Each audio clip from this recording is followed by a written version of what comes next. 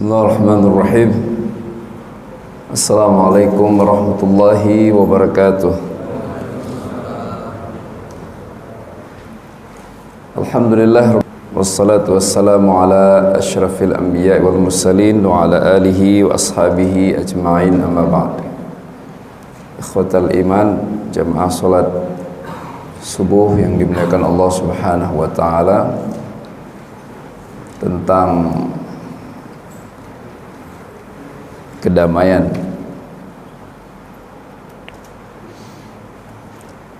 Allah Subhanahu wa taala berfirman dalam surah An-Nisa ayat 114, A'udzubillahi minasyaitonir rajim, la khaira fi katsirin min najwahum illa man amara bisadaqatin aw ma'rufin aw islahin bainan nas. وَمَنْ يَفْعَلْ ذَلِكَ ابْتِغَاءَ مَرْضَاتِ اللَّهِ فَسَوْفَ نُؤْتِيهِ أَجْرًا عَظِيمًا. Yang artinya tidak ada kebaikan dalam banyaknya pembicaraan rahasia yang terjadi di antara mereka, kecuali pembicaraan rahasia dalam rangka untuk menyuruh atau menyeru kepada bersedekah, menyeru kepada yang ma'ruf, menyeru kepada perdamaian atau kedamaian di antara manusia. Dan barang siapa yang melakukan itu karena berharap ridha dari Allah Subhanahu wa taala, maka kata Allah, kami pasti akan segera memberikan untuknya pahala yang sangat besar. Rahimakumullah, ayat ini pastilah sudah sering sekali kita dengar, kita baca, dan juga mungkin sebagian kita sudah menghafalnya. Dan apa yang Allah sampaikan di dalam ayat terus terulang di dalam kehidupan ini. Seiring dengan makin banyaknya fitnah, fitnah itu artinya ujian, Bapak-bapak, bukan tuduhan, ghibah dan sebagainya. Beda antara fitnah dan ghibah. Artinya banyaknya kekacauan, banyaknya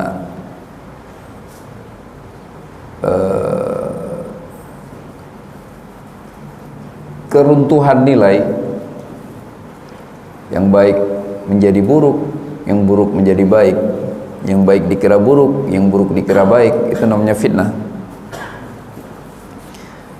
Orang baik terlihat buruk, orang buruk terlihat baik. Orang buruk dibela baiknya, orang baik dibongkar aibnya. Itu namanya fitnah. Orang tua soleh, anak toleh, anaknya malah durhaka. Anak-anak soleh baca Quran, ke masjid, orang tua malah nggak tahu alamat masjid. Itu namanya fitnah. Dilahirkan dari keluarga baik-baik, keturunan baik-baik, tapi akhir hidupnya memalukan. Itu namanya fitnah. Puncaknya adalah ketika kita bingung mana sebenarnya yang baik, mana sebenarnya yang buruk. Tercampur aduk, semuanya serba samar-samar. Kita kira baik ternyata buruk, kita kira buruk ternyata baik. Ujungnya kita kehilangan arah. Akhirnya melakukan apapun sesuai dengan arahan syahwat. mana yang enak menurut kata nafsu, peduli amat ini baik atau buruk. Udah pasti destinasinya adalah neraka itu. Ya. Karena Allah Subhanahu wa taala melarang siapapun untuk mencampur adukkan antara yang hak dengan yang batil.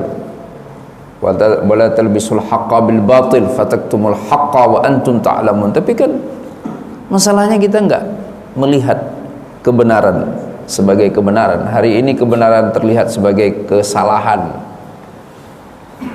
atau keburukan. Sebaliknya, pemandangan keburukan itu kok terlihat baik ya. Fitnah ini rahimakumullah, atau suasana fitnah,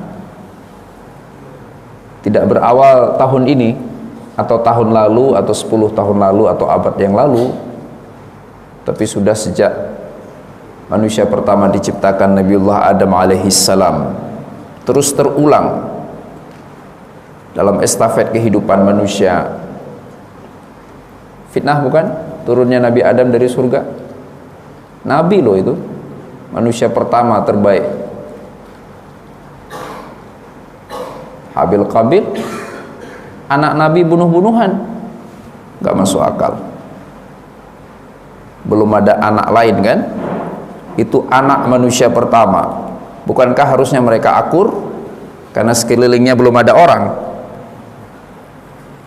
Saking gak ada orangnya, saudara kandung boleh saling nikah. Mau nikah sama siapa? Sama kambing. Cuman ada itu doang, mereka berempat. Maka menikahlah antar saudara kandung agar umat manusia berkelanjutan. Tapi bunuh-bunuhan, fitnah terus berlanjut. Istri Nabi Lut, anak Nabi Nuh, ayah Nabi Ibrahim, sampai ke Nabi kita Muhammad sallallahu alaihi wasallam. Fitnah bukan? Paman gak sayang ponakan, bukannya harusnya disayang, dilindungi. Lah ponakannya manusia terbaik di muka bumi, tapi pamannya membencinya dan serius berencana untuk membunuhnya, Abu Lahab, Abu Jahal. Gak main-main teganya. Fitnah. Kok tega paman ngusir ponakan? Ide Abu Jahal kan? Dalam rapat itu musyrikin Mekah membahas tentang eskalasi ketertarikan warga Mekah terhadap Muhammad alaihi salatu wassalam. Ide awalnya kita buang ke padang pasir, layaknya yang dilakukan oleh saudara-saudaranya Yusuf kepada Yusuf. Ditolak. Nanti bagaimana kalau ia diselamatkan layaknya dulu Yusuf alaihissalam pernah ada yang menyelamatkan dan ia justru jadi petinggi. Ide kedua, kita kurung, bikin penjara, kita jaga 24 jam. Ada yang gak setuju. Jika orang-orang tahu Muhammad dikurung, disekap, dari penjuru Jazirah Arabia akan datang ke sini memerangi kita, karena mereka tahu Muhammad orang baik. Dia nggak pernah mengancam untuk membunuh siapapun, dia nggak pernah mencuri, dia nggak pernah ngata-ngatain orang. Akhirnya ide terakhir, bunuh saja. Harusnya ide itu tidak muncul dari mulut si paman,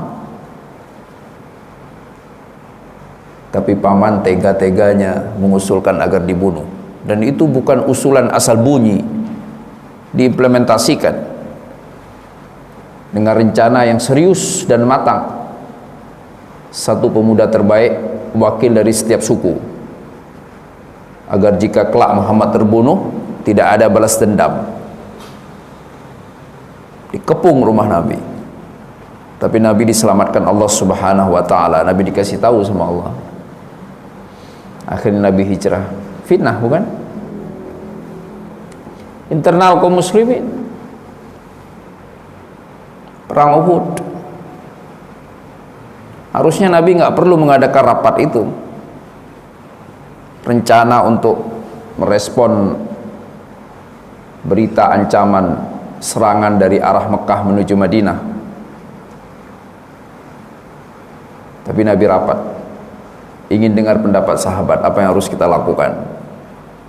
Tahun ketiga Hijriah, beberapa hari setelah Idul Fitri.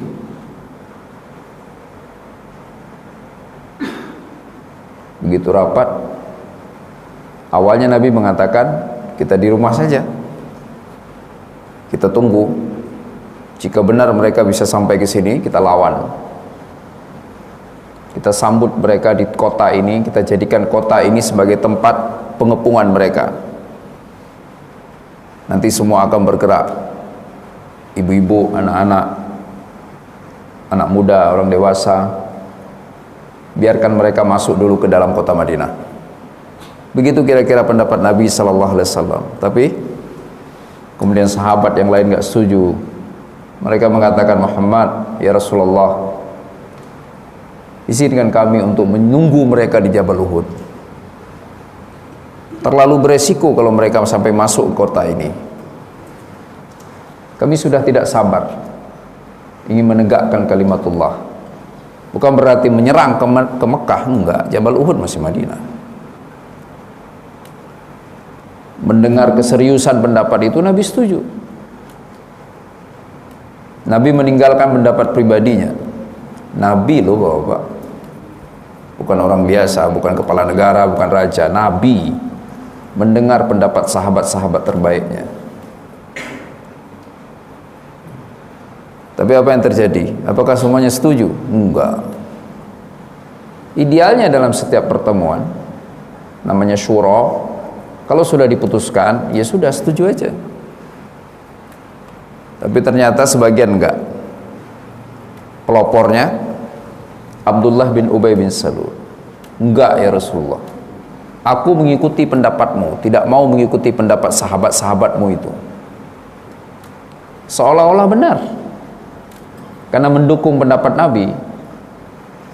Tapi masalahnya Nabi sudah memutuskan untuk mengikuti pendapat sahabatnya, tidak mengikuti pendapat dirinya sendiri. Apakah Abdullah bin Ubay bin Salul mengikuti keinginan jamaah, keputusan rapat? Ternyata tidak. Ia memprovokasi.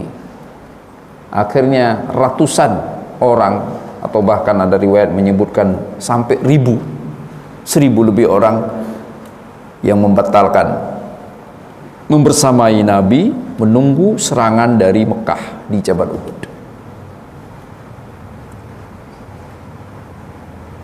Fitnah rahimakumullah. Kok bisa berguru sama Nabi, ngaji sama Nabi, dibimbing sama Nabi, Nabi memiliki wahyu, Nabi memiliki banyak mukjizat. Kalau dalam bahasa hari ini, Nabi itu manusia sakti. Apa sih yang nggak bisa? Backingnya Allah. Alat yang dimiliki Nabi bukan kendaraan lapis baja, bukan pesawat tempur, tetapi Jibril alaihissalam yang bisa melakukan apapun. Paling sederhana yang paling sering kita dengar, membalikkan gunung. Ada tentara di muka bumi bisa membalikkan gunung? Ada pengawal di muka bumi bisa membalikkan gunung? Jibril bisa melakukan itu. Bukankah harusnya Nabi sesumbar? Enggak. Nabi berjuang. Nah rahimakumullah, fitnah berlanjut. Putri tercinta beliau, ya, beliau menikah dengan Aisyah, putri tercinta dari Abu Bakar, satu-satunya istri Nabi yang perawan. Jadi bukan doyan nikah atau doyan kawin. Kalau doyan kawin, ngapain kawin pertama sama nenek-nenek? Nabi masih muda, umur 25, nikah sama orang 40 tahun. Emang nggak ada gadis yang cantik, cakep. Nabi kan idolanya Mekah. Bukti bahwa Nabi tidak gila perempuan. Meninggal Khadijah, nikah sama nenek-nenek lebih tua lagi, umurnya 62 tahun. Ada kira-kira bapak-bapak yang bersedia mau nikah sama ibu-ibu umur 62 tahun sebagai istri kedua setelah istri pertamanya janda? Alaihi salatu wassalam menikah Aisyah dengan Aisyah. Aisyah difitnah, dituduh selingkuh. Anak sahabat terbaik Nabi, perempuan cerdas yang paling banyak menghafal hadis, paling banyak meriwayatkan hadis dari Nabi sallallahu alaihi wasallam, dituduh enggak benar, fitnah. Jadi rahimakumullah, suasana fitnah bukanlah suasana baru bagi umat ini. Kita nggak perlu panik. Jungkir baliknya nilai itu harusnya tidak membuat kita panik seolah-olah udah mau kiamat. Yang paling mengerikan hari ini adalah tidak sedikit mukmin muslim begitu menyaksikan fitnah yang terjadi ini, mereka tiba-tiba mengatakan, ya sudahlah, pokoknya kita hidup nikmati aja. Makan haram, ayo, nggak apa-apa. Mau gimana lagi, orang semua makan haram? Padahal dia baru pulang sholat. Tanda tangan merestui perkara haram, bismillah. Semua orang juga melakukan kok. Kan saya masih sholat, masih puasa Ramadan, masih bayar zakat. Seolah-olah rahimakumullah, aturan Allah itu mulai berubah hari-hari ini. Selama sholat, selama zakat, selama puasa, selama haji, selama masih bersyahadat, maka aman, boleh lakukan apapun. Padahal Al-Quran berkali-kali mengingatkan al-haq, al-batil. Banyak sekali kata-kata itu di dalam Al-Quran. Nggak boleh dicampur. Nggak boleh yang al-haq dianggap batil, yang batil dianggap hak. Ngapain bener? Kalau harus terus rugi, kalau benar itu untung. Bukankah itu hari-hari ini nyaring terdengar di mana-mana? Benar itu untung, benar itu berhasil. Kalau Anda gagal berarti Anda udah pasti salah. Anda rugi, Anda udah pasti salah. Maka lakukan cara apapun agar untung, walaupun dengan mekanisme yang haram. Karena jika beruntung berarti Anda benar. Masya Allah. Seolah-olah kita udah nego sama Tuhan, udah cincai kalau kata orang itu. Kapan kita duduk satu meja ngopi-ngopi atau makan siang sama Tuhan? Sehingga kita merasa yakin betul Al-Quran sudah berubah. Tatanan yang disampaikan Muhammad sallallahu alaihi wasallam sudah berubah. Tiba-tiba ada yang datang, seorang ustadz pakai peci bersurban dengan gelar Habib, mengatakan Allah Maha Pengampun. Coba tanya si ustadz itu udah berapa kali naik ke langit ketemu dengan Allah?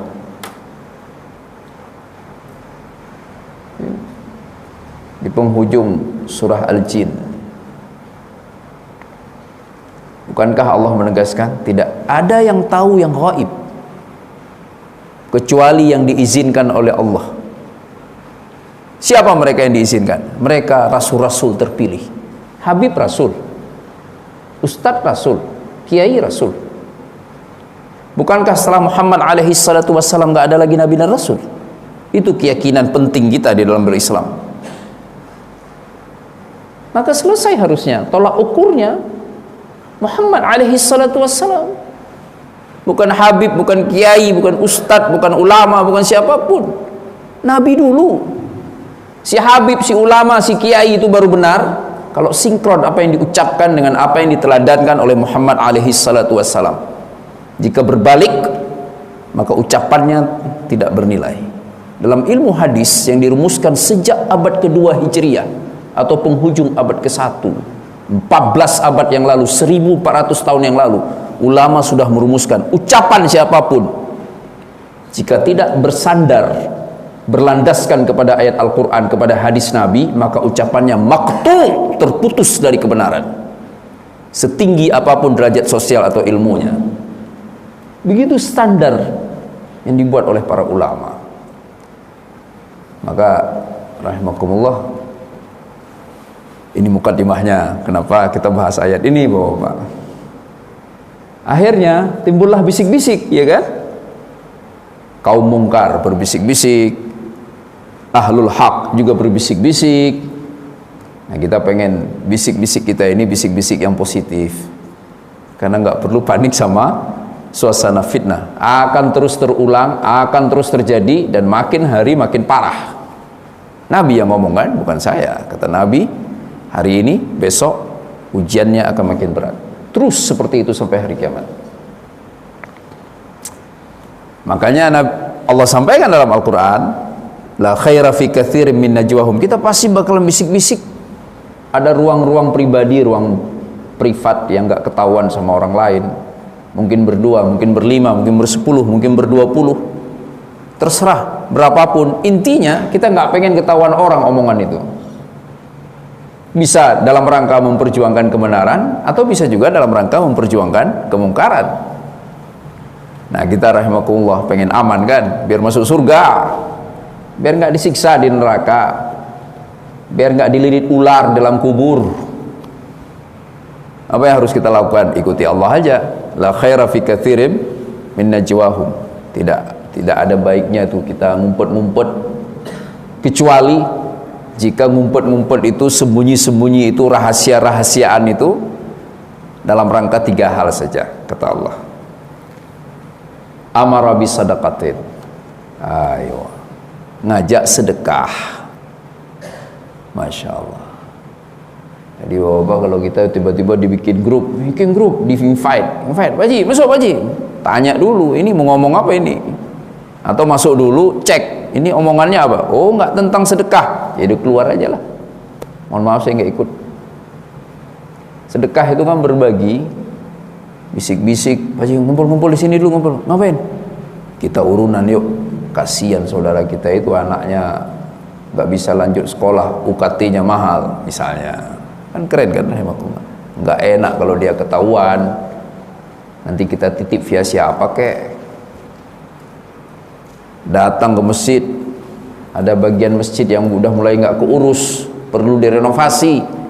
Dia kumpulin teman-temannya, di-invite, ayo masuk. Ada apa? Itu nggak enak kita, kasihan pengurus. Kayaknya masjidnya perlu diperbaiki, beliau kayaknya mau minta, nggak enak. Ayolah, kita kan alhamdulillah lagi dapat rezeki nih, kita perbaiki. Kita cari tukang, nanti izin ke pengurus. Masya Allah, islahin, ya, sedekah. Banyak kan? Jalan rusak, kalau kita muter-muter di tanah air tercinta ini, banyak kita temukan orang-orang kayak gitu sebenarnya sekarang masih. Bisa karena mereka ngaji, bisa juga karena mereka nggak ngaji. Ada kan?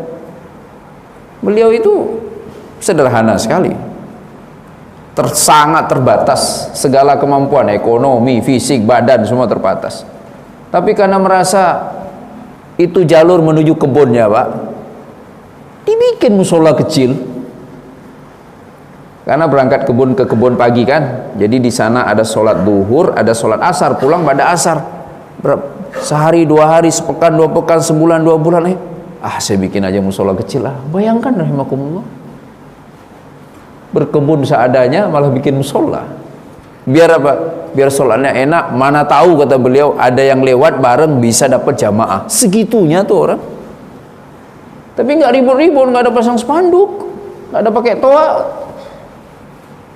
nggak ada bikin flyer, apalagi banner.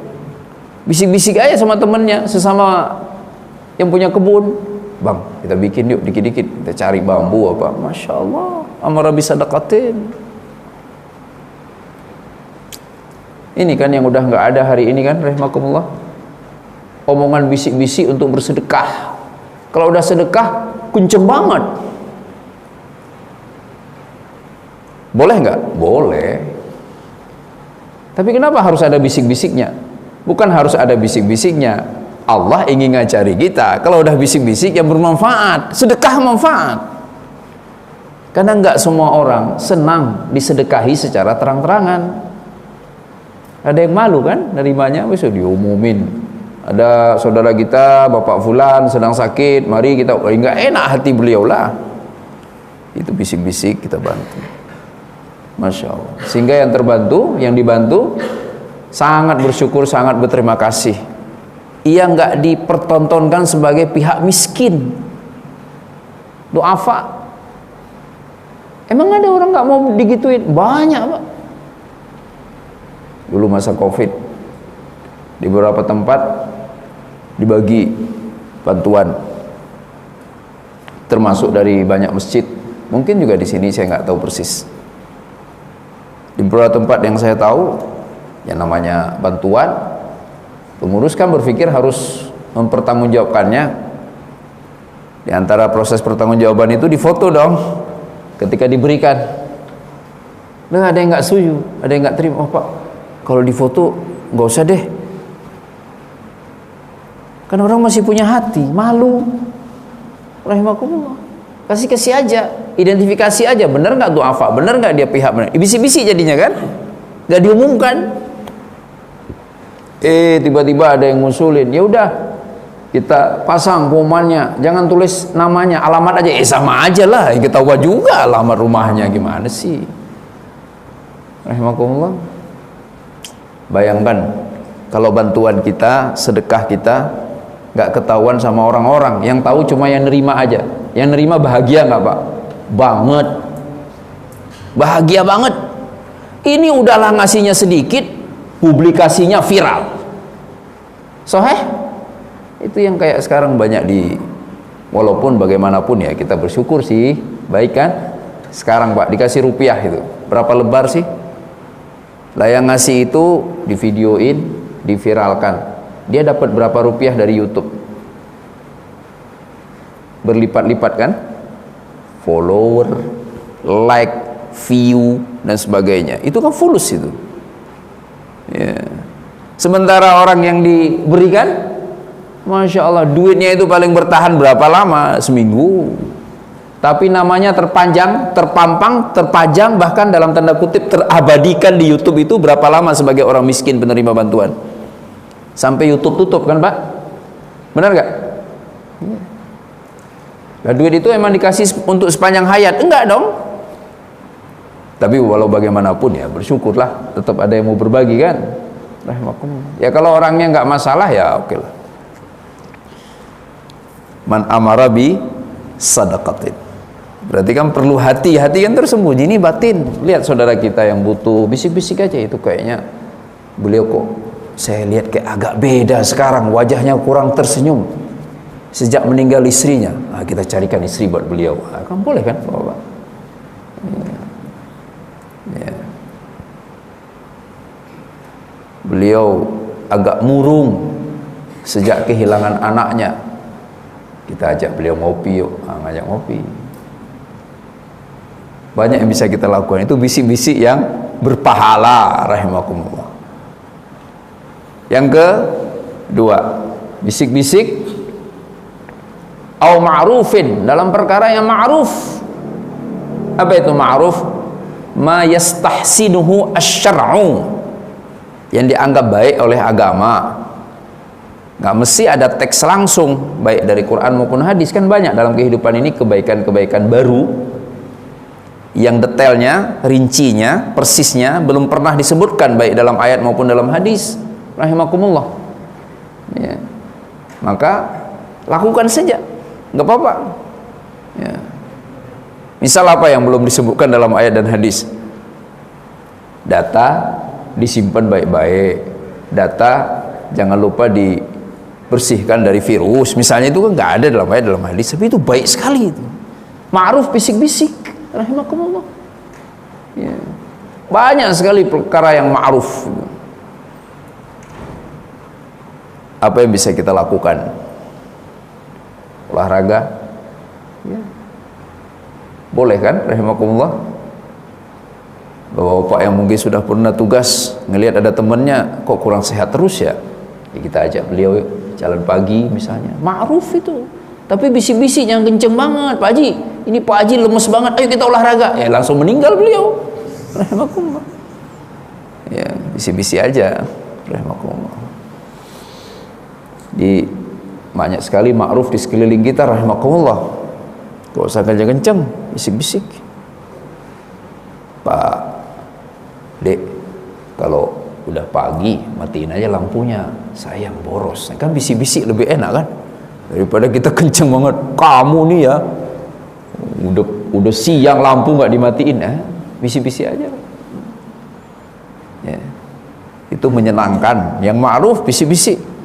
Ada orang bisik-bisik mulu, nggak taunya yang disampaikan ya ma'ruf, menyenangkan, rahimakumullah, nggak masalah. Yang ketiga, au islahin bainan nas, mendamaikan antara manusia. Ini juga harus bisik-bisik. Maka Nabi dalam hadisnya pernah menyampaikan, berbohong untuk mendamaikan itu bukanlah kebohongan. Didamaikan, enggak, dia baik kok, Anda salah paham saja ya. Kadang-kadang di sosial media ada kan Pak, tiba-tiba dimarah, nggak taunya ya orang asal nulis kan, namanya sosmed, tinggal pencet-pencet aja, belum tentu itu isi hatinya. Kalau mau lihat orang asli ya ketemulah, lagi diklik Pak, nangis kan, ada tuh yang air matanya banyak banget itu, emoticon ya, air mata semua. Kita udah sedih aja, ya Allah Pak Haji nangis, begitu datang lagi ngopi kita ketawa, katanya ya ketik aja Ustaz, katanya apa susahnya. Jadi rahimakumullah, islah, damaikan. Jangan malah kita menjadi bagian dari konflik. Islam itu melarang keras kita jadi bagian dari konflik. Kita wajib menjadi bagian dari kedamaian, yang mendamaikan, rahimakumullah. Nah, kalau biasanya orang berbisik-bisik kan menjadi bagian dari konflik kan? Iya, dibisik-bisik gitu. Ini bisik-bisik dalam upaya untuk menyelesaikan masalah. Allah Karim, itu mulia sekali, rahimakumullah. Kok kayaknya beliau ini lagi clash ya sama Bapak Fulan. Nah, saya coba ngomong bisik-bisik misalnya. Sering kan Bapak, di mana-mana orang salah paham saja. Karena orang ngomong kan beda-beda redaksinya. Maksud hati baik, tapi terucap buruk kan bisa saja kan? Akhirnya dipahami keliru, rahimakumullah. Apalagi kalau nggak pernah berlatih mengucapkan kata-kata baik, agak repot memang. Ya, itu sama kayak anak-anak marah sama ayahnya dia. Lah si ayah bukan akademisi, susah si ayah ngomong. Dia cuma bilang, lakukan, jangan. Padahal maksud ayahnya baik. Nah, itu bisik-bisik. Susah Pak ngedamain orang kalau kita kenceng-kenceng. Coba aja dulu di mana-mana kan perdamaian termasuk yang dirintis oleh pemerintah itu. Bisik-bisik begitu duduk di forum itu, forumnya ditutup, yang boleh hadir hanya yang utusan aja misalnya. Tiba-tiba alhamdulillah udah selesai. Tapi coba kalau makanya sering nggak dipublikasikan dulu ke wartawan, nggak dikasih tahu dulu sampai proses perundingan itu selesai, baru ini loh hasilnya. Kalau enggak ya ribut terus, nggak akan ada hasil. Masya Allah. Jadi rahimakumullah, artinya Allah nyuruh kita 3 di sini. Kalau mau bisik-bisik hanya boleh 3 hal saja: rencana sedekah, rahasia-rahasiaan rencana untuk berbuat yang baik, ma'ruf, rahasia-rahasiaan rencana untuk mendamaikan. Itu berarti tidak boleh rahasia-rahasiaan untuk kebalikan sedekah apa Pak? Ngambil punya orang. Ya, bisik-bisikan ada juga kan? Bisik-bisik, mumpung nggak ada yang ngambil, kita aja nih. Jangan gitulah. Ya. Atau bisik-bisik rencana mungkar. Nah, itu hati-hati rahimakumullah. Walaupun dalilnya kan orang sekarang rata-rata dalilnya banyak. Ini nggak mungkar, ini balas dendam. Loh, itu lo mungkar itu enggak. Rahimakumullah. Mungkar lah. Jangan mau, Pak. Left aja, left group. Kalau grup kayak gitu, saya keluar loh. Masa ini rencananya kemungkaran. Yang ketiga, bisik-bisik untuk bukan mendamaikan, malah memunculkan permusuhan. Nanti kita adu mereka, pasti kita yang untung. Nah, itu kerjaan siapa biasanya? Yahudi. Israel, Pak. Ya. Yahudi itu seperti itu. Kasihan Amerika itu. Kan di sana kiblat HAM gitu. Luar biasa kan, orang Pak polisi di Amerika itu kan pakai kamera itu Pak di bajunya. Kan nggak perlu saksi mata, nggak perlu CCTV. Apa yang dia lakukan, dia mukul orang nggak benar, ada kamera sendiri dia bawa kemana-mana, kan keren kan? Berarti HAM-nya luar biasa itu. Udah berapa banyak kasus kalau kita ikuti itu, bawa kamera untuk memantau apa yang dia lakukan, coba. Itu Amerika itu. Di saat yang sama hari ini mereka memveto keinginan sebagian besar negara yang bergabung dengan PBB untuk mengakui negara Palestina. Bayangkan, mereka yang ngirim peluru senjata ke Israel untuk membunuh rakyat Palestina. Mungkin dia adu domba di sana sama Yahudi. Ya, sekarang kan benar-benar terjadi friksi itu antara akademisi dengan pemerintah. Belum pernah kayaknya sebelumnya kayak gitu. Setajam ini, kampus, semua kampus kami dukung Palestina. Sementara di sisi pemerintahnya Amerika, enggak, kami dukung Israel. Kok bisa ini? Kerja Yahudi? Enggak baru. Zaman Nabi, Aus dan Khazraj. Kenapa tuh perang terus di kota Madinah itu? Dua suku besar itu. Ini kerjaan Yahudi. Apa masalahnya? Dua. Orang kalau perang perlu duit, Pak. Di Israel kalau nggak ditopang sama Amerika, dari mana duitnya nyerang Palestina? Emang murah peluru, emang murah drone. Yahudi di Madinah, selama Aus dan Khazraj tetap berperang, mereka tetap perlu uang. Maka praktek rentenir kita akan terus berjalan lancar. Membaca di sirah itu disebutkan. Bingung, kok perang, apa sih perang? Gak taunya Yahudi di belakang. Jualan uang. Ya. Yang kedua, rahimakumullah, eksistensi. Dia jadi kuat. Ciptakan konflik. Sehingga mereka sibuk dengan sendirinya. Walaupun waktu Nabi ke sana, Yahudi di Madinah itu katanya sudah 6 abad sebelumnya ada di sana, datang pelarian dari arah Syam. Tapi bagaimanapun fakta sesungguhnya orang asli sebenarnya kan bukan Yahudi, suku Aus dan Khazraj itu. Jadi kalau mereka dibikin selalu berkonflik, maka Yahudinya aman, tenang. Itu yang terjadi di dunia Arab kan. Kita juga umat Islam digitukan pelan-pelan, dibikin kita berantem terus agar dia bisa seenaknya. Itu bisik-bisiknya Yahudi. Nah, kita jangan ikut gaya itu, Pak. Bisik-bisik kita, rahasia-rahasiaan kita harus mendamaikan. Ya. Wa may yaf'al dzalika ibtigha'a mardatillah, yang melakukan itu mengejar ridha Allah, fasawfa nu'tihi ajran 'azima. Maka ia akan mendapatkan, kami akan memberikan untuknya pahala yang sangat besar. Nah, tema kita mengerucut pada aspek islah bainan nas, mendamaikan antar manusia. Ayat 10 surah Al-Hujurat, innamal mu'minuna ikhwatun fa aslihu baina akhawaykum wattaqullaha la'allakum turhamun. Sungguhnya orang-orang beriman itu bersaudara, maka damaikanlah antara saudaramu, bertakwalah kepada Allah agar kamu mendapatkan kasih sayang, rahmat dari Allah Subhanahu wa ta'ala. Jadi tugasnya mendamaikan. Kepada siapa? Kepada semua. Kapan kita mulai mendamaikan? Sejak kita sadar kita bersaudara. Jadi kalau nggak saudara, nggak perlu didamain, Pak. Udah pasti nggak ada masalah sebenarnya. Begitu bersaudara, berdampingan, pasti mulai ada masalah. Makin dekat, makin banyak masalah. Itu kenapa orang lebih mudah bermasalah dengan saudara kandung dibandingkan orang lain kan? Karena terlalu dekat. Maka ada yang tiba-tiba membuat keputusan keliru. Dia bilang apa? Mending saya tinggal jauh dari saudara kandung saya, biar akur terus, katanya. Salah lagi, Pak. Ya, ntar nggak pernah berkunjung. Ada apa-apa repot. Kan bertanggung jawab penuh. Kan misalnya kita terjadi sesuatu dengan kita, itu saudara kandung kita, Pak, kalau nggak nolong ditanya di akhirat, kan sedarah. Gak bisa main-main. Lalu dia kabur menjauh biar akur, itu gimana ceritanya? Ya tinggal aja, terserah. Tapi nggak perlu diniatkan khusus untuk menjauh dari saudara kandung biar akur lah. Kalau ada keperluan, ada apa-apa, nggak bisa ditolong.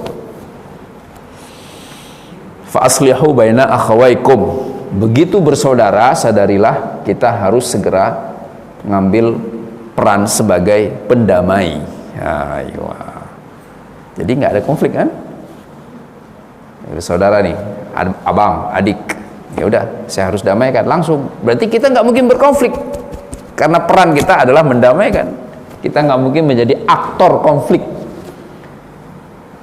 Innamal mu'minuna ikhwatun rahimakumullah. Maka kalau innamal mu'minuna ikhwatun fa aslihu baina akhawaykum, enggak perlulah dikit-dikit mihak.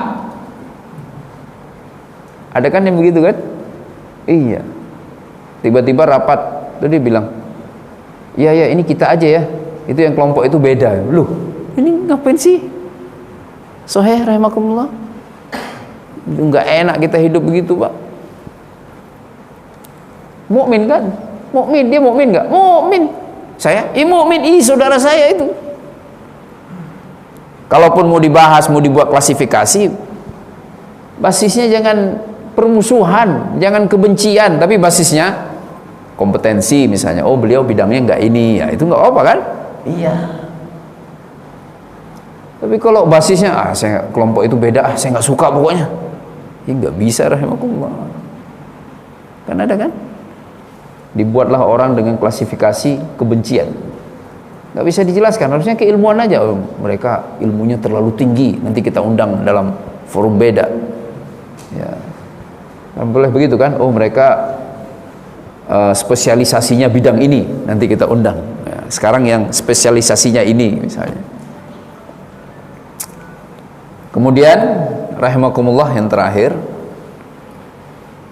apa yang harus kita lakukan dalam rangka mengislah, mendamaikan.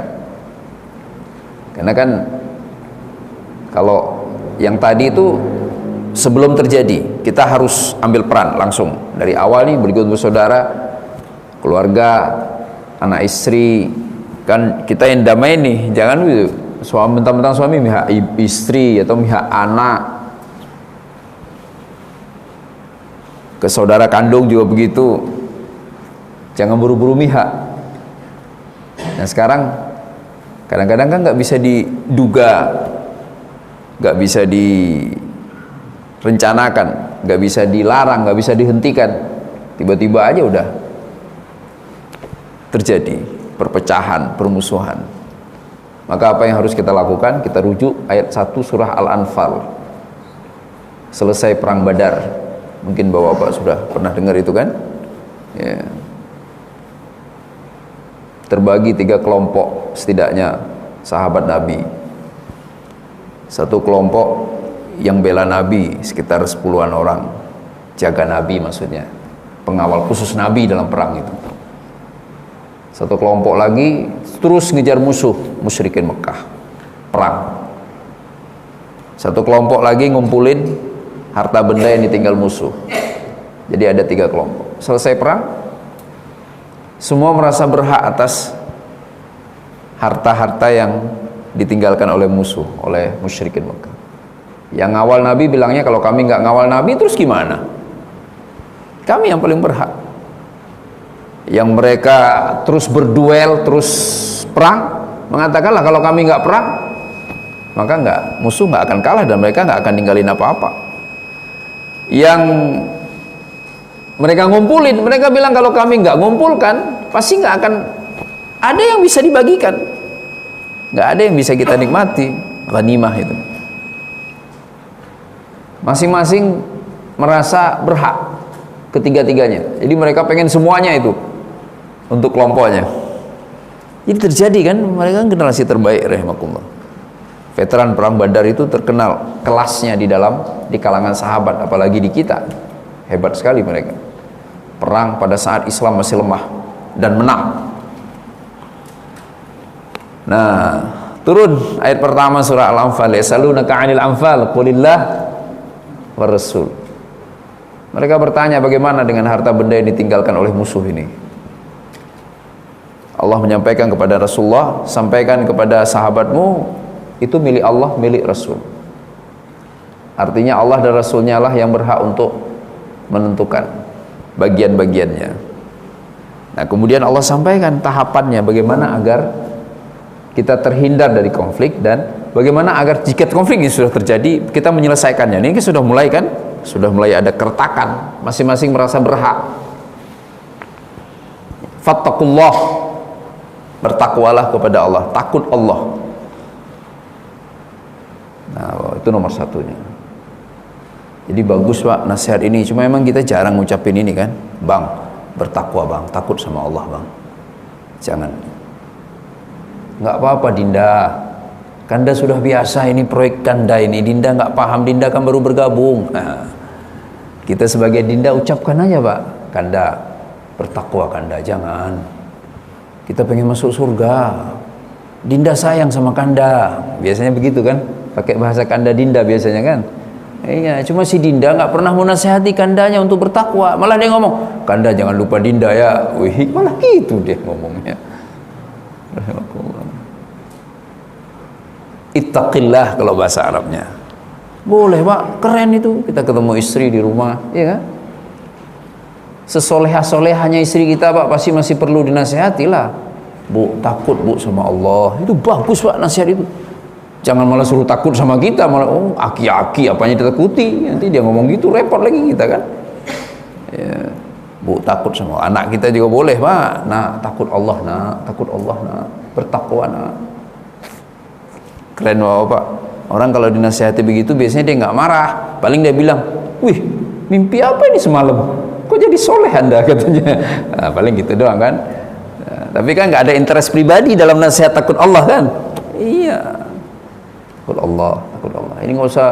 Ya kalau menurut saya Pak, boleh sih kalau memang kita ngerti hukum bener kan, ada teman-teman nanti ada risiko hukum, sanksi macam-macam. Tapi ini nasihat yang paling komunal ya, bisa diucapkan oleh siapapun kepada siapapun. Takut Allah.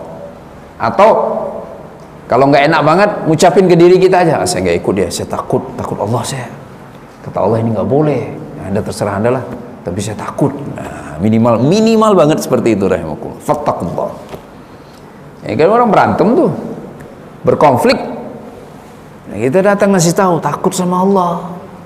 Karena nggak ada kita diperintahkan berkonflik kan, nggak ada. Apalagi sama mukmin, kita diperintahkan untuk berdamai, untuk beramal soleh. Ya, nggak ada kita diperintahkan untuk perang.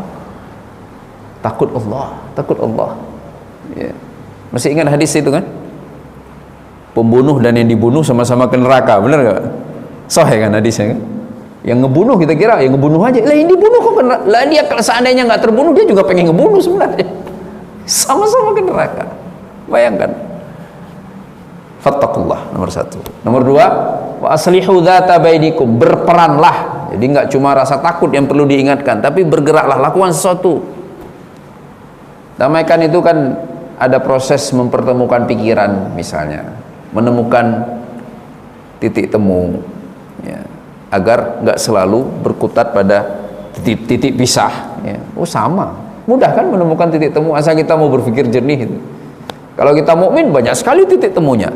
Sama-sama penyembah Allah, sama-sama berkiblat ke Ka'bah, sama-sama bernabikan Muhammad, sama-sama sholat, sama-sama banyak sekali rahimakumullah. Ya. Itu membuat kita jadi akur lagi kan. Apalagi kalau dibacakan hadis loh, misalnya ada orang saya nggak bisa maafkan orang itu. Luar biasa mungkarnya, bisa gitu kan. Ya bacakan hadis. Apa hadis?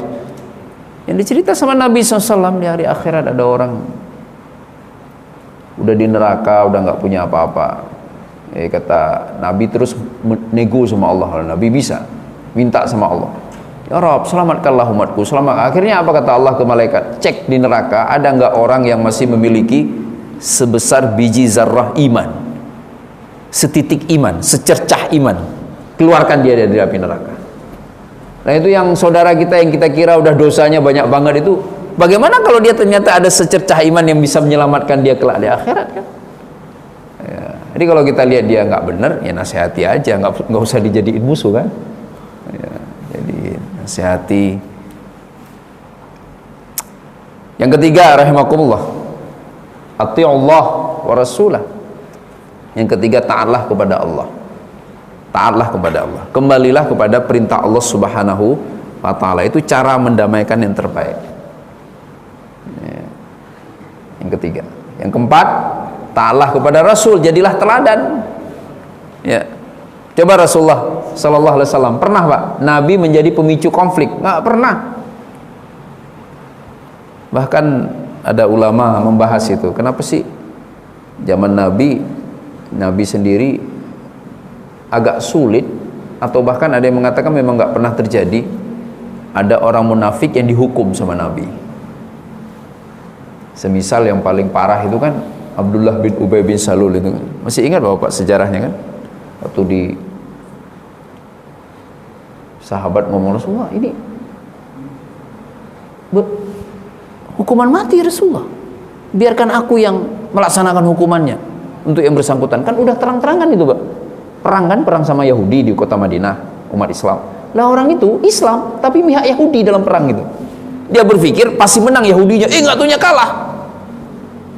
Namanya orang munafik kan terus bermuka dua Pak, balik lagi dia ke Rasulullah. Kan sahabat tahu semua, geram mereka.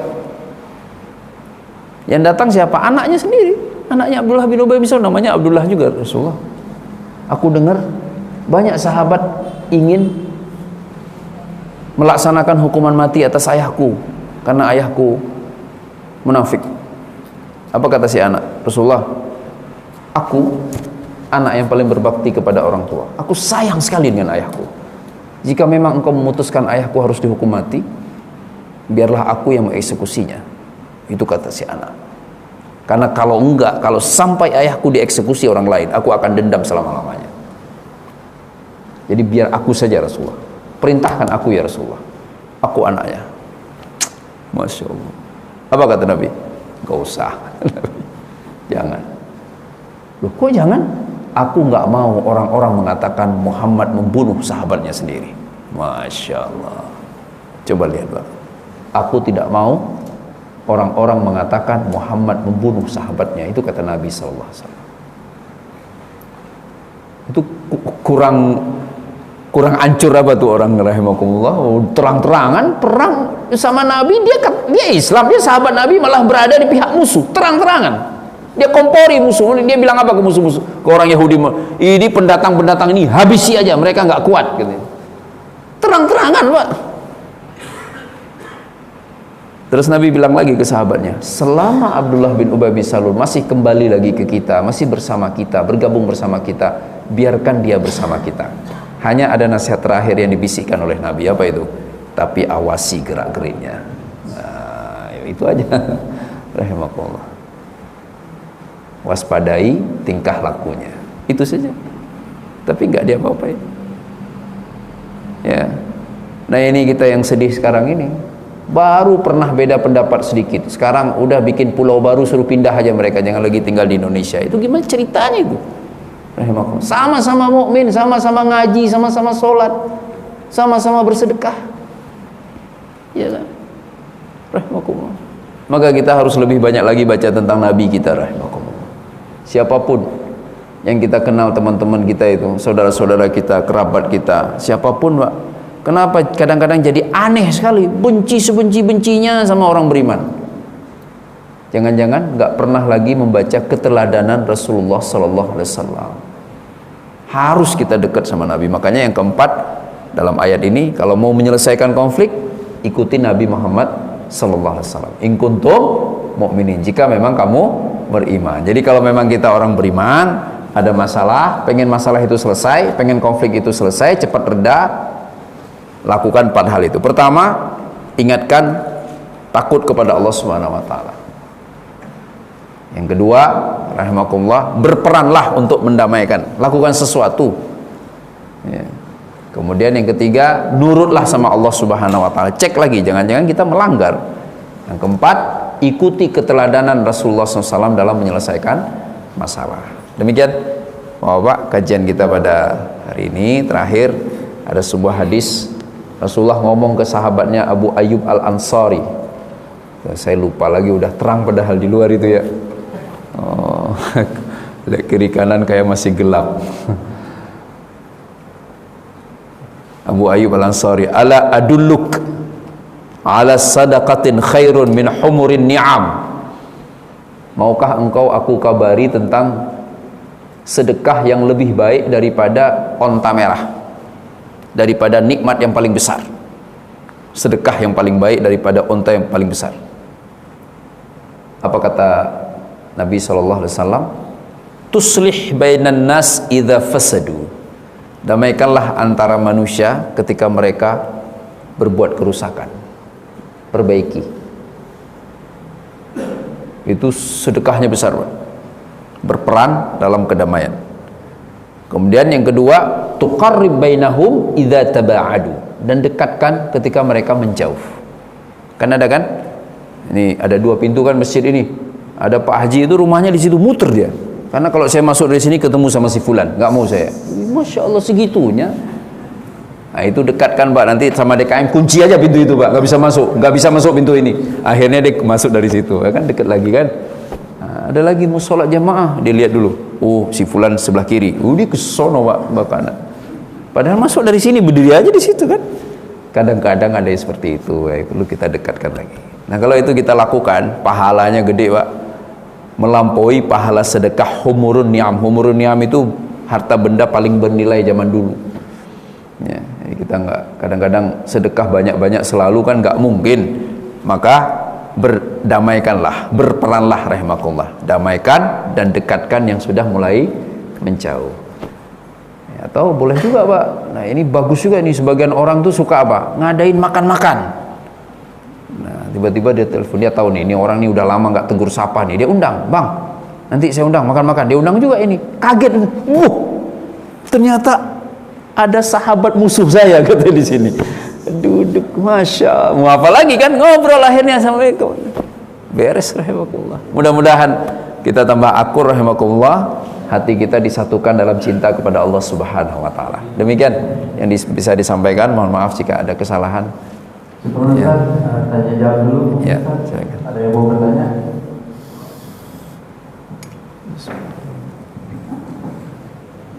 Masih. Assalamualaikum warahmatullahi wabarakatuh. Salam. Pak Ustadz sedikit bertanya, siapakah orang yang paling mulia di sisi Allah? Apakah orang itu juga termasuk berkaitan dia harus menjaga harun dan nasib? Yang kedua, Allah tidak melihat sisi dan perilaku seseorang, tapi Allah melihat hatinya seseorang. Kenapa hati itu begitu mahal sehingga Allah hanya melihat hati seseorang? Terima kasih. Waalaikumsalam warahmatullahi wabarakatuh. Assalamualaikum warahmatullahi wabarakatuh. Masya Allah.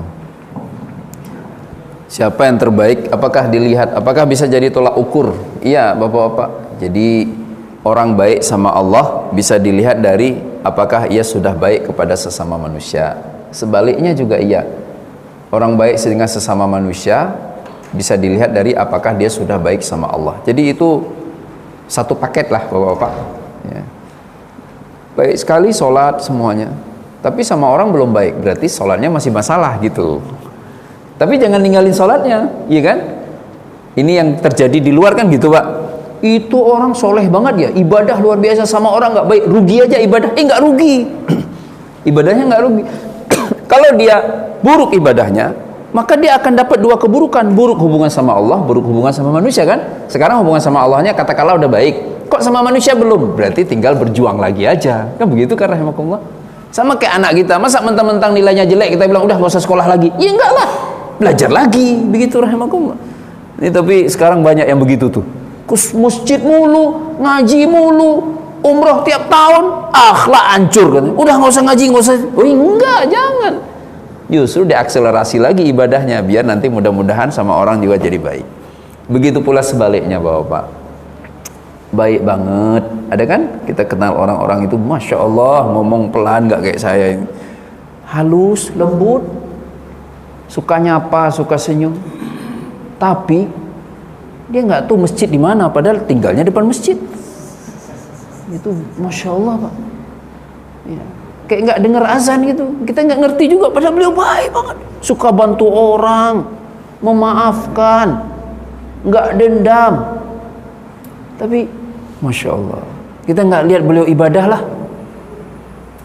Terus gimana nasihatnya? Apa kita bilang rugi aja baik sama orang? Jangan, beliau sudah dapat juga satunya kan, akhlakul karimah kan, udah dapat bermuamalah yang baiknya, udah dapat, tinggal kita ajak, ayo Pak ya, kita baik juga sama Allah nyiptain kita itu ya.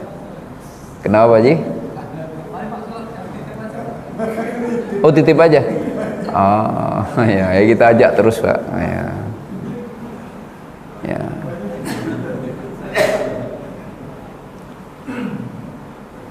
Ya. Kita ajak terus Pak, bisa kok, saya kenal banyak Pak berhasil itu. Saya nggak sedang ngada-ngada kalau saya bilang rumah depan masjid nggak ke masjid. Ada itu. Saya ngelihat sendiri, ngalami sendiri. Tapi karena saya selalu nyapa, Assalamualaikum, Assalamualaikum. Lama-lama dia bilang ke saya, Ustaz, saya bukannya nggak ke masjid, saya sholat kok di rumah, saya malu. Nah, coba. Berarti masjid, jangan-jangan jamaah masjid suka nertawain orang kan? Nego, saya malu. Saya bilang, udah bareng saya, nggak usah malu. Ketemu, supaya saya sholat, wih, beliau ada. Oh, saya datang sebelahnya, saya salaman, saya rangkul sampai pulang, rangkulan terus sama saya. Diseneng, Ustaz, makasih banyak ya. Saya jadi pede, antum mau sholat sebelah saya katanya. Gitu. Tapi jangan di ini Pak, kan ada kita tuh kan, wih, tumben nih makan apa? Jangan digituin, orang pasti malu, bener Pak. Iya, jangan digituin. Jangan pernah tuh digituin. Kalau ada saudara kita sholat, anggap kayak biasa aja. Padahal misalnya puluhan tahun nggak kelihatan, biasa aja Pak. Habis itu salaman. Jangan dilihat dengan pandangan aneh. Orang kalau pandangan aneh pasti malu lah. Iya kan? Wah Bang, sehat. Udah gitu aja, udah biasa aja. Iya. Udah. Nggak usah nanya macam-macam. Jadi beliau langsung rileks. Ya, merasa bagian dari masjid gitu. Rahimakumullah. Ya. Gitu Pak Haji. Jadi tolak ukurnya gitu, karena memang agama Islam itu satu paket. Nabi kita kan satu paket, sama Allah baik banget, sama orang-orang juga baik banget. Maka kita pengikut Nabi harus kayak gitu. Terus tadi pertanyaan kedua apa ya? Oh, kenapa hati itu mahal Bapak? Ya Allah muqallibal qulub, hati balik-balik kan. Kalau hati bagus, bagus semuanya. Tapi kenapa jadi mahal? Karena dia penentu Bapak-bapak. Pertanyaannya lagi, kenapa sih penentunya hati, nggak pikiran? Kan hati perasaan. Kenapa nggak pikiran? Karena pikiran itu tidak bisa mendorong dengan kepasrahan. Ada teks dalam Islam yang bunyinya dalam Quran itu, la ikraha fid din. Suka baca kan Bapak? Tidak ada pemaksaan dalam agama. Pikiran itu bisa maksa kita Pak, tapi perasaan tidak bisa maksa kita. Nih sholat subuh, kalau pakai pikiran, nggak pakai hati, sholat kita kan? Kenapa? Pahala gede, neraka mengerikan, tapi tetap terasa berat. Kenapa pakai pikiran? Coba pakai perasaan. Saya sayang sama Allah. Allah udah berikan segala-galanya untuk saya. Saya pengen nikmat Allah untuk saya nggak terputus walaupun nanti saya mati. Kita berangkat Pak, badan sakit mungkin, nggak enak tidur semalam, kita tetap ke masjid pakai perasaan. Kayak orang cinta gimana sih? Emang ada cinta pakai pikiran? Nggak bisa lah. Iya. Susah Pak cinta pakai pikiran, cinta pakai perasaan. Perasaan letaknya di hati. Maka dia berani rela melakukan apapun demi yang dicintai. Benar nggak Pak? Aywa, biar kita rela melakukan apapun demi Allah, maka pakai hati, perasaan. Awali tentunya pikiran juga kan. Sama kayak nyari istri kan, kata Nabi, pilih 4 kriteria. Ini Bapak enggak, saya nggak ngajarin Bapak nyari istri lagi ya. Kalau udah ya udah Pak. Ya maksudnya anak-anaknya nanti misalnya atau cucunya. Kan dikasih kita 4 kan. Nah, agama, cantik, harta, keturunan, ya kan? Tapi dahulukan agama. Oke. Kita lihatlah zaman sahabat dulu. Pernah nggak sahabat nikah dengan cinta, dengan perasaan, dengan hati? Banyak. Sejarah mengungkap yang mereka lihat langsung tertarik. Itu kan suara hati, bukan suara pikiran. Tertarik. Nah makanya dikasih panduan sama Nabi, begitu tertarik, cek dulu agamanya bagaimana gitu. Tertarik agamanya oke, ya udah. Jadi Pak Haji, kenapa kita hati itu mahal? Karena kalau hati sudah tunduk sama Allah Subhanahu wa taala, semuanya jadi mudah. Bangun malam, hati udah cinta sama Allah, pengen ketemu Allah malam hari, hatinya pengen ketemu, perasaannya mudah aja bangun malam. Tapi kalau pakai logika Pak, karena ini disuruh bangun, karena ini dalilnya begini, maka belum tentu dia sanggup. Itu menjelaskan kenapa belum tentu yang paling banyak ilmunya dialah yang paling soleh. Bener nggak Bapak? Iya kan? Hafal ayat, hafal hadis, hafal kitab, tapi ibadah asal-asalan. Ada orang nggak hafal, ayat nggak hafal, hadis nggak hafal semua, tapi hatinya cinta sama Allah SWT. Akhirnya ibadahnya banyak dan bagus. Ya. Ini mudah-mudahan Allah Subhanahu wa taala menurunkan pengetahuan kita yang ada dalam tataran pikiran ini ke dalam hati kita, sehingga kita tergerakkan oleh perasaan cinta kita kepada Allah Subhanahu wa taala. Demikian. Baik Ustaz, syukran. Mohon ditutup dengan doa Ustaz. Ya. Kita sama-sama bermunajat bahwa Pak, mudah-mudahan Allah selalu jaga kita semuanya, istri, anak-anak, keluarga besar kita. Semoga selalu dalam perlindungan Allah SWT. Dan juga jangan lupa doain saudara-saudara kita di Palestina, di Gaza. Masya Allah ujiannya ya. Saya sampai tadi subuh itu mikir gini Pak, seandainya semoga nggak pernah ya, seandainya saya ini pengungsi Suriah. Dulu kan heboh kan beberapa tahun lalu itu, pengungsi Suriah kasihan, rumahnya hancur, harus mengungsi. Musim dingin banget, musim panas banget, tinggal di tenda, bagaimana sekolahnya dan sebagainya. Hari ini Pak, pengungsi Suriah kalau lihat bagaimana orang Palestina, bersyukur nggak mereka Pak? Sujud syukur kan? Kenapa? Karena orang Palestina nggak bisa jadi pengungsi, nggak ada tempat mengungsi, dikejar sama bom terus. Bayangkan, mau kemana mereka itu? Orang Netanyahu itu seenaknya ngomong apa? Begitu dalam rapat dengan Menteri Luar Negeri Amerika, ya mereka tinggal pindah-pindah aja, malamnya bikin tenda. Dikira binatang apa orang Palestina? Nauzubillah min dzalik. Sedih sekali kita, rahimakumullah. Ya. Jadi makanya kita wajib Pak, tahu musibah, tahu bencana, wajib biar apa? Kita bisa bersyukur. Jangan kalau lihat darah langsung ditutup. Kalau lihat anak-anak dibom langsung nggak lihat, jangan lihat nanti merusak hati, merusak suasana bahagia. Jangan lihat, biar kita bersyukur. Lihat ibu-ibu kayak apa susahnya, lihat istri kita, bersyukur kita. Walaupun mungkin istri kita nggak terlalu cantik lagi kan, mungkin, tapi bersyukur masih ada istri. Lihat rumah orang hancur Pak, lihat rumah, alhamdulillah masih dijaga sama Allah walaupun bukan rumah yang paling bagus, ya kan, rahimakumullah. Jadi lihat Bapak, jangan buang muka. Begitu ada bencana, lihat. Syukur-syukur kalau kita ada keluasaan harta bisa bersedekah. Yang pasti kita bisa terus mendoakan mereka, dan doa itu adalah senjata terbaik bagi setiap mukmin insyaallah. Kita yakin Bapak, jangan pernah putus asa, karena selalu kemenangan itu lebih lama dibandingkan penjajahan, selalu seperti itu. Kebahagiaan selalu lebih lama dibandingkan kemelaratan. Ini kan belum sampai setahun kan? Belum. Sebelumnya rakyat Gaza bisa hidup enak dan seterusnya. Insya Allah, bukan berarti terus kita biarkan, kita doakan. Dan kalau ada yang nanya gini Bapak, maaf ya, saya nambah sedikit, 1 menit. Ada yang bilang, Ustaz, mahasiswa Indonesia keterlaluan. Di Amerika, di Eropa semua demo Palestina. Kok kita nggak demo di kampus-kampus? Kenapa? Rahimakumullah. Bukan kita nggak demo, apanya mau didemokan? Mereka memang negaranya pendukung Israel. Mereka harus demo, harusnya bukan hari ini, dari awal, dari 7 Oktober mereka udah demo harusnya. Lah kita sebelum demo pun Menteri Luar Negeri Bu Retno itu sudah berkali-kali menyerang Israel di majelis PBB kan? Iya, tegas sekali negara kita, alhamdulillah kita bersyukur kepada Allah, tegas sekali soal keberpihakannya kepada Palestina dari awal. Jadi justru kalaupun kita demo kemarin berapa kali itu, targetnya apa? Menyuarakan kepada dunia bahwa rakyat Indonesia mendukung.